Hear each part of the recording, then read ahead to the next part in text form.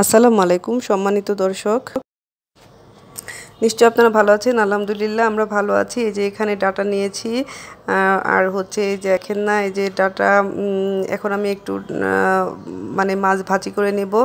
মাছটা এক পেয়ালি মাছ, নদীর পেয়ালি মাছটা একটু নরম হয়ে গেছে, তাই একটু ভেজে নিব। তো আমার হেল্পিং হ্যান্ড বললেন যে মাছটা একটু নরম হয়ে গেছে, এই জন্য আমি আর কি এখানে আমি মাছটা ভেজে নিব এই জন্যই। আর ডাটাটা খুব উপকারী খাবার আমাদের, মানে হাড়ের যে মজ্জা, এটা আঁশযুক্ত খাবার। গরুর গোশত, ডাটা এগুলো আঁশযুক্ত খাবার। আঁশযুক্ত যত খাবারই দেখবেন হাড়ের মজ্জা ঠিক থাকবে, এটা আমার আব্বা বলেছেন। আসলে আগেকার লেখাপড়া আর তারপরের যে লেখাপড়াগুলো, এগুলো অনেক পার্থক্য।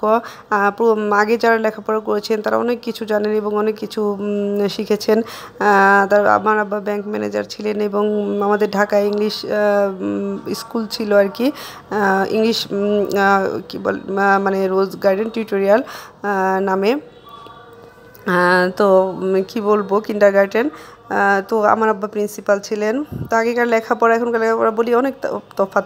যে আব্বা কমার্সের ছাত্র হয়েও আব্বার ইংরেজি অঙ্কে বেশ ভালো দক্ষতা ছিল, অনেক ভালো দক্ষতা ছিল। আমার আব্বা অল্প বয়সে মারা গেছেন, সবাই দোয়া করবেন আল্লাহ যেন জান্নাতুল ফেরদৌস দান করে। অবশ্যই তারা জান্নাত পাবেন এবং দোয়া করি। যেমন আব্বা আম্মা আসলে খুব ত্যাগী মানুষ ছিলেন, কোনো লোভ লালসা কিছুই না, মানে তাদের হাড্ডি মাংস সব কেড়ে নিয়ে খেয়ে ফেললেও কেউ কিছু বলতেন না, এরকম আর কি।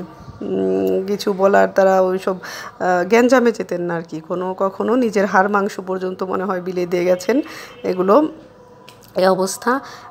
তো খুব ভালো মানুষ ছিলেন। তো আগেকার, তাই বলি যে আগেকার শিখাব্বা বলতেন যে ডাটা ডাটা যখন খেতে চেতাম না, যা মানে যে না ডাটা খাবো না ছোটোবেলায়, তখন আব্বা বলতেন যে এগুলো হাড়ের মজ্জা শক্ত করে, হাড় খাওয়াব্বু।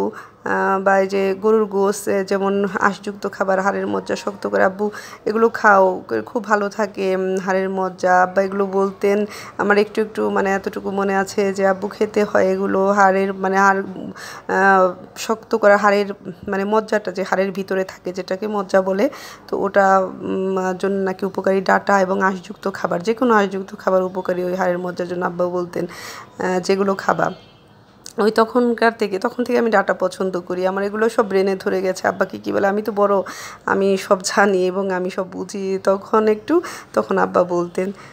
তো এই তো চেষ্টা করি মোটামুটি আব্বা আম্মার মানে কথা। এখনকার আসলে ছেলেমেয়েরা তো ওগুলো মনেই করবে না যে বাবা মা কী বলছে, তাই না? এই যে আমি এগুলো একটু সেদ্ধ করে নিলাম। আমার হেল্পিং হ্যান্ড বলছিলেন যে একটু সেদ্ধ করে নিন, ডাটাটা একটু শক্ত শক্ত আছে, তো আমার খুব খেতে ইচ্ছা করছে। পিয়ালি মাছ কিন্তু এমনিতেই ভালো লাগে শুধু হাতে মাখিয়ে একটু পেঁয়াজ দিয়ে, কাঁচা মাছ। কিন্তু এখন তো নরম মাছ, পিয়ালি মাছ কিন্তু ভেজে ভালো লাগে না। সব মাছ কিন্তু ভেজে মজা লাগে না, তাই না? আমরা ওভাবে খাইও না সব মাছ ভেজে, এটা সত্যি। তো কিছু মাছ আছে আমরা এমনি ভেজে হয়তো শখ করে খেলাম, সেটা আলাদা। আর এই যে কাঁচামরিচগুলো ছোটো ছোটো দেখছেন, একটুও ঝাল না, কিচ্ছু না। এই কাঁচামরিচগুলোর যে কেউ বুঝলাম না যে ছোটো মরিচের ঝাল বেশি, অথচ কই ঝাল।